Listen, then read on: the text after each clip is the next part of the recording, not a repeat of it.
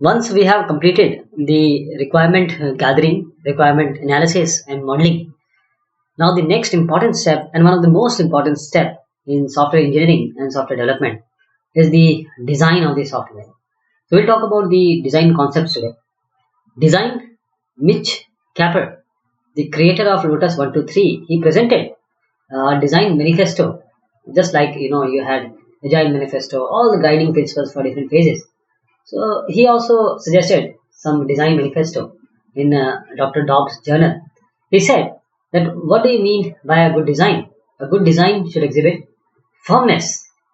It should exhibit the commodity and the delight. That means firmness means a program should be free from any bug. That is, should not have any bugs that inhibit its function or performance. Commodity. For what this software was made, it should solve the purpose. Means the program should be suitable for the purposes for which it was intended. And the final one is delight. You need to have a pleasure ride. That means the experience of using the program should be pleasurable one for those who are using it. In the analysis model, we generally, after analysis, we subsume or we assume this design model, because this is the point where you start thinking about design model. And this analysis model can be mapped easily to the design model. In design model, there are certain aspects, like in design we will be talking in detail about the component, that is component level design, interface design, the architectural design, and the data and class design. These are four building blocks of design. That is, we have not actually but virtually divided the design into these four important say components, or say different activities. So these four are very much related to the analysis model, because analysis model is done just before the design model. Sometimes they are done parallel also. In the analysis model, as we have seen, we have made the scenario based elements. We have thought about flow oriented elements, behavioral elements, and class based elements. Now, where they are going to map, this is important. Please understand this diagram carefully. In this, the scenario based element, the use case diagram, activity diagram, and swim lane diagrams are there. So you can match it with the interface design, this part, and the class based diagram you can match it with the component level design, class based element, because you are actually making the components here. What about the flow? Flow will go into all these. Component, what are the flow between the components, the interfacing components, flow in the interfacing, the architecture, because architecture is important. First, the architecture is made. That is, you are going to see the MVC architecture or some 2-tier or N-tier architecture. And then after all these three, behavior model can go into the components behavior, the interface behavior. And then class based elements can, because of course we are talking about the data and how the classes are being architectured.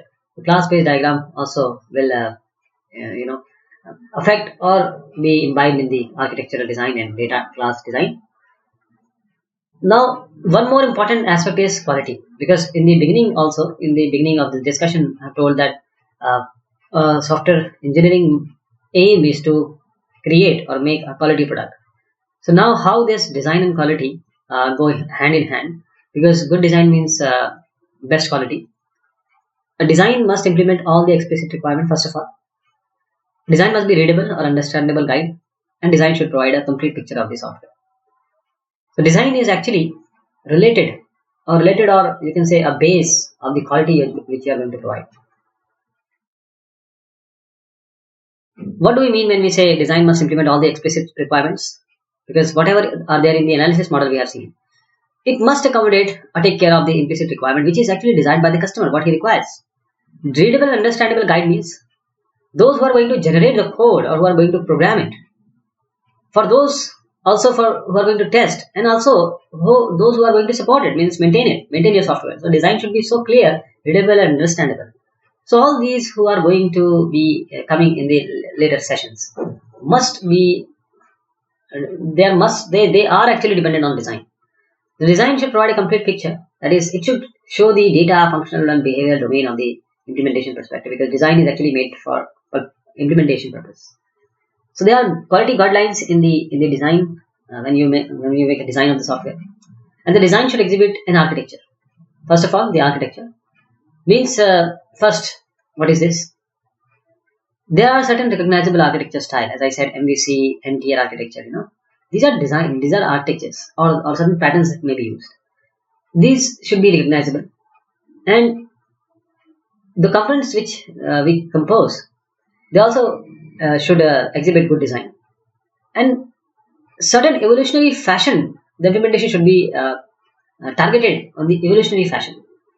And sometimes, in for smaller system, it may not be necessary to do the evolutionary fashion. You can adopt the linear development.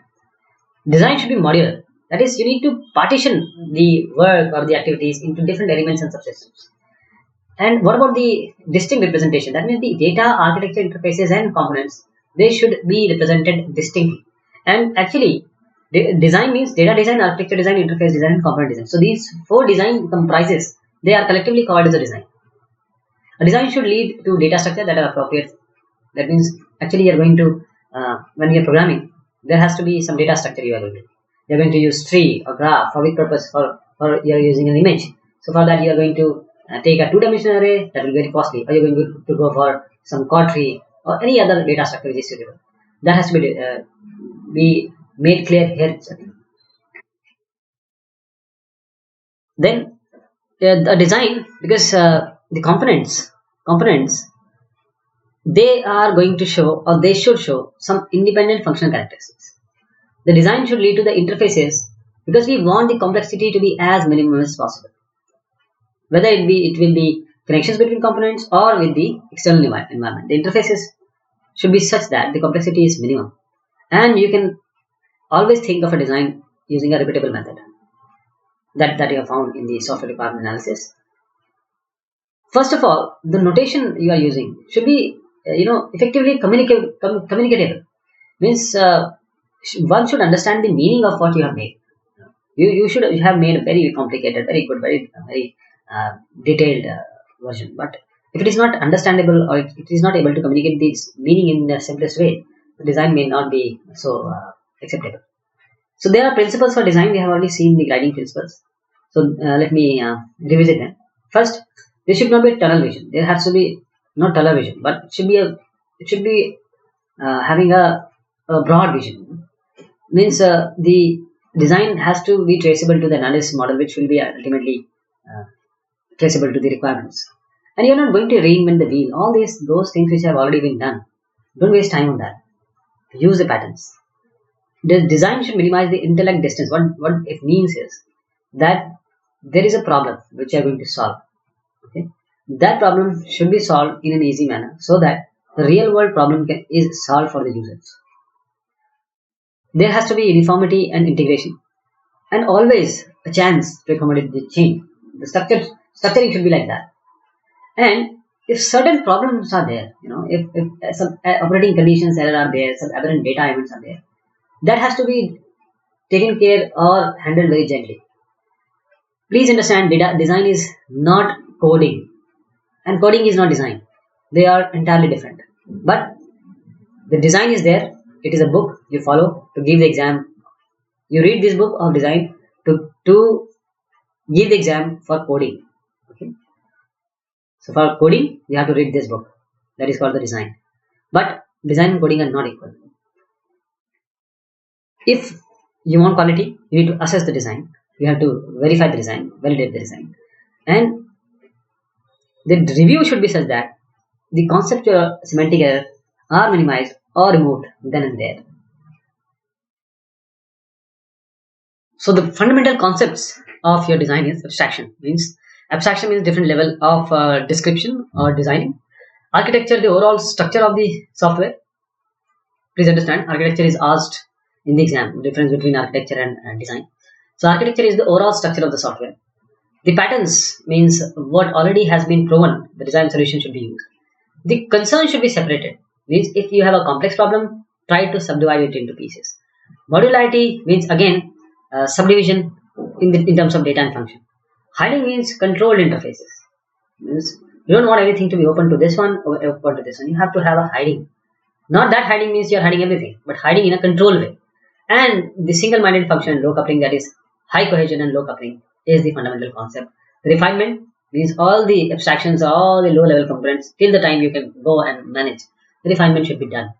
And aspects means what are the global requirements of the design, how this global requirements are going to affect the design, and reorganization again and again to simplify the design. Refactoring is related to the code.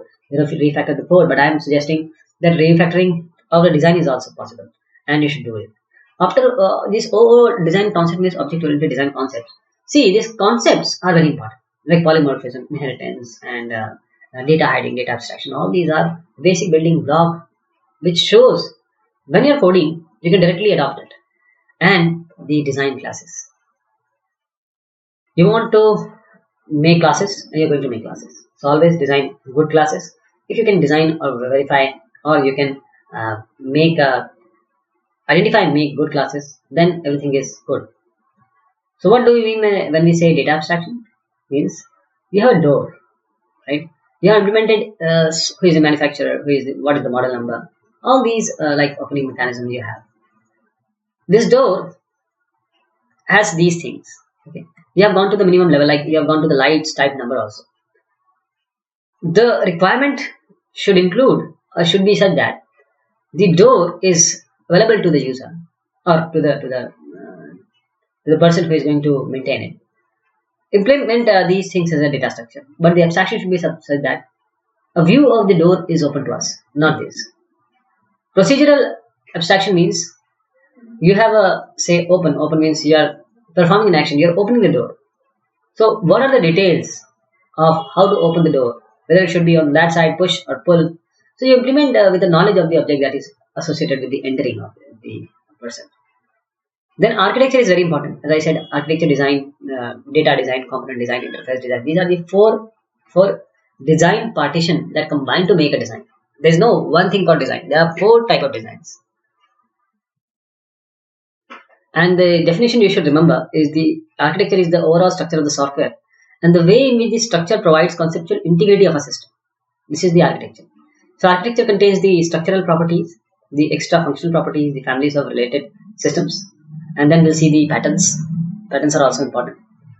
So the architecture means structural properties, the aspect of architectural design representation. It will define the components of the system like modules, the objects in the filter, and how they are going to be packaged and interaction will be done. For instance, objects are packaged to encapsulate both data and processing that would manipulate the data and interact via the invocation of the method. The extra functional properties means those which are implicit properties, because architectural design should show what is performance, capacity, reliability, security, adaptability, and other system characteristics. The families of related system means the architectural design, this should draw upon repeated patterns that are commonly encountered in the design of the families of similar system. Means whatever has been done, the blocks which has been already created, checked, verified, you can directly use it in the architecture building block.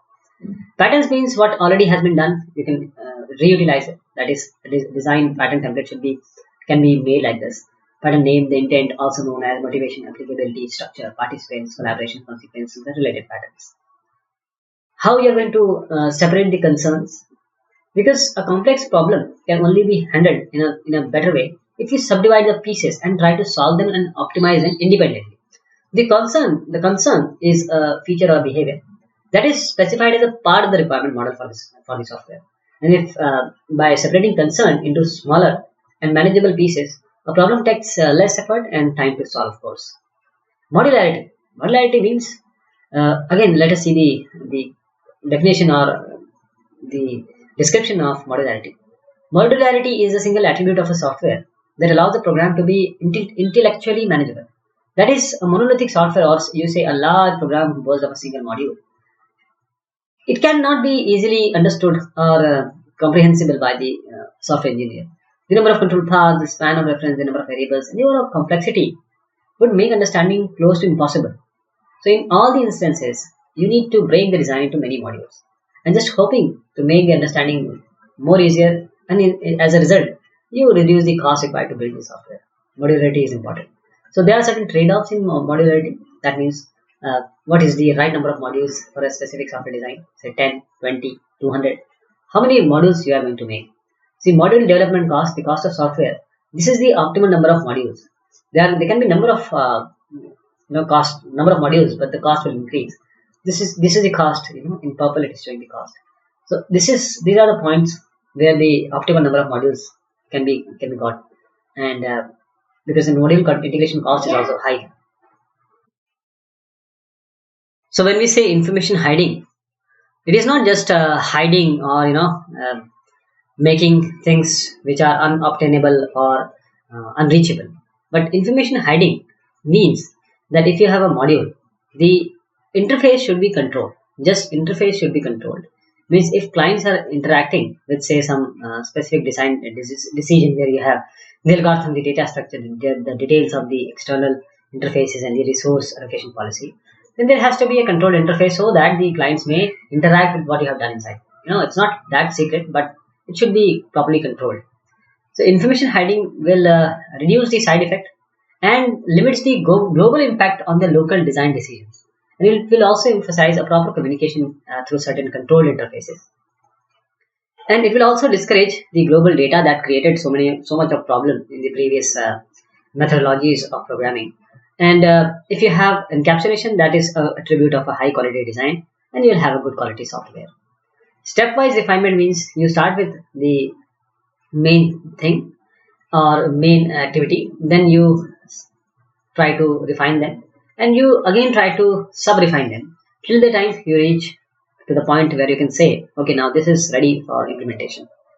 And there are two views of sizing modules, that is, what is inside the module, or the other person can say how big it is. So how big it is and what inside, they both combine to make a good module. That means if it is very big, it will not be so manageable. That is, it will have a lot of complexity. And what's inside means there has to be a concrete stuff inside a module. There has to be a function independence, means when you have a function which is a single-minded function, that is what it is doing, and not depending on other for its work. This is called the functional independence. So there are two aspects: cohesion and coupling. Cohesion is the indication of relative function strength of the module, but the coupling is the indication of relative interdependence among the modules. So if you have modules like this, if a module is single-minded, means it is doing exactly that work which is assigned to it, and all the components in the module, they are working together for the same agenda, then we say that this module is having a very high cohesion. And when these two modules are interacting in some or the other way, say some message passing, invoking, or data passing is going on, then this is the coupling. So we want this cohesion to be very high and this coupling to be as least as possible, or rather no coupling. So cohesive module performs a single task, and it will require little interaction with any other component of that program. So if you want to say that cohesion means module should do just one thing, ideally what it is intended to, we say that it has a very good cohesion. And coupling, it depends on the interface. These are the interface complexity between the modules. So the point at which entry or reference is made to a module and what data pass across the interface. So complete, we need this to be as least as possible. Aspects means we can consider requirements A and B. So requirement A cross cuts requirement B. That is, if a software decomposition or refinement has been chosen in which B cannot be satisfied without taking A into account. So this is an aspect which is the cross-cutting concern. So we really need that this should be controlled. The aspect should not be there that A is depending on B is included in A. Refactoring. Fowler defines the refactoring like this. Refactoring is the process of changing a software system in such a way that it does not allow the external behavior of the code yet improve the internal structure. Means if you have a code, you are refactoring it, the external behavior would not change, but the internal structure would improve. So when the software is restructured and the existing design is there, we examine it for certain things. What are these things? So in refactoring, we examine the design for redundancy. Any unused data elements, any inefficient or unnecessary algorithm we try to reduce or eliminate. Any poorly constructed or inappropriate data structure can be changed, or any other design failure that can be corrected to yield a better design. Then we come to the object-oriented concepts. For that, the classes, inheritance, messages, polymorphism, inheritance, all are there. Design classes means you have to think about the entity classes, the boundary classes, and the controller classes. These are the three types of classes we generally understand and try to build for. The inheritance means the responsibility of the superclass is immediately inherited by the subclasses. Okay, subclasses. The messages means it will stimulate some behavior to occur between the receiving objects. The polymorphism is the characteristic that would greatly reduce the effort required to extend the design. Polymorphism is providing an interface, or it is an interface that a programming language may provide or the design may provide, so that many tasks can be done with single entity or single interface. So design classes, how to design classes, what do we mean by designing classes? Analysis classes are refined during design to become the entity classes. And the boundary classes, they are developed during design to create the interfaces, because these boundary means interfacing, so interactive screen or printed reports that the user are going to see and interact with the software which is used. And they are designed with the responsibility of managing the way entity objects are represented to the user. And in the context of controller design, these are designed to manage the creation or updation of entity objects, the instantiation of boundary objects as they obtain information from entity objects, and complex communication between the set of objects, and the validation of data communicated between the object and the user and the application. So this is the design model which we are talking about. We have architectural elements here: interface element, component level design, and deployment level design. So we start from the analysis model and how we came. This is the transition. How we started from the analysis design and how we reach to the design mode or design level. So we can see that these all which we have already discussed in analysis design can be easily transformed in these elements of the design model.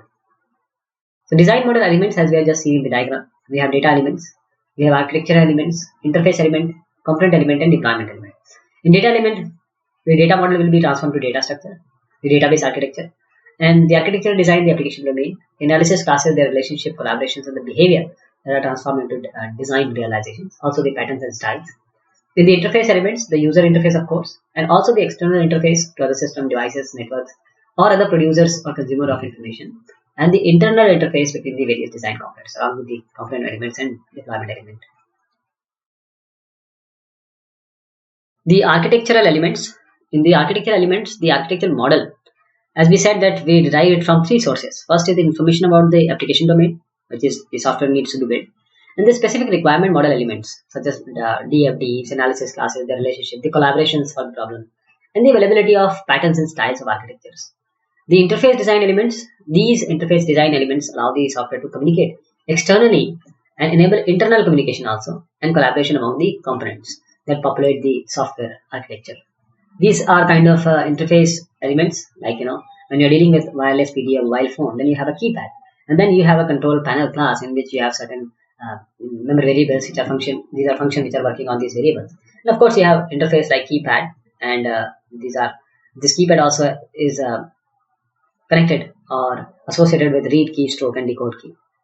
Then coming to the component level design elements, the component level design for software is the equivalent to the detailed drawings you use in say civil engineering or mechanical engineering, where you draw each room in a house.